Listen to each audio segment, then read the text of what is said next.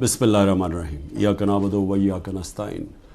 मेरे पाकिस्तानियों, जब तक ये पैगाम आप तक पहुँचेगा, मुझे ये अरेस्ट कर चुके होंगे और मैं जेल में हूँगा, तो मेरी आपसे सिर्फ एक ही रिक्वेस्ट है, अपील है कि आपने घरों में चुप करके नहीं बैठना। मैं ये जो जदोजहद कर रहा हूँ, ये अपनी ज़ात के लिए नहीं कर रहा, ये अपनी कौम के लिए कर रहा हूँ, आपके लिए कर रहा हूँ, आपके बच्चों के मुस्तकबिल के लिए कर रहा हूँ। अगर आप अपने हकूक़ के लिए नहीं खड़े होंगे, आप ग़ुलामों की ज़िंदगी गुजारेंगे, और ग़ुलामों की कोई ज़िंदगी नहीं होती। ग़ुलाम ऐसे होते हैं जैसे चूंटियाँ ज़मीन पे होती हैं, उनके ऊपर परवाज़ नहीं होती।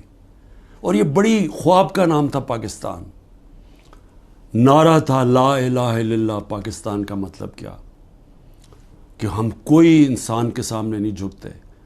ला इलाहा इल्लल्लाह इंसान की ग़ुलामी से हमें आज़ाद करता है।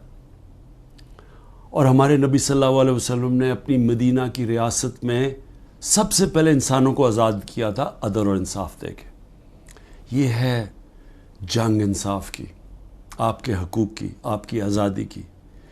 और कभी भी याद रखें, कोई आज़ादी प्लेट में रख के नहीं देता।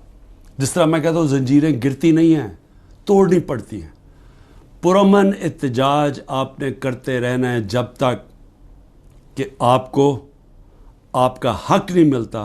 और वो सबसे बड़ा फंडामेंटल राइट है, वोट के ज़रिए अपनी हुकूमत मुंतखब करना, ना तो किसी और कोई कब्ज़ा ग्रुप इस मुल्क के ऊपर कब्ज़ा करके बैठ जाए जो आज कब्ज़ा करके बैठा हुआ है।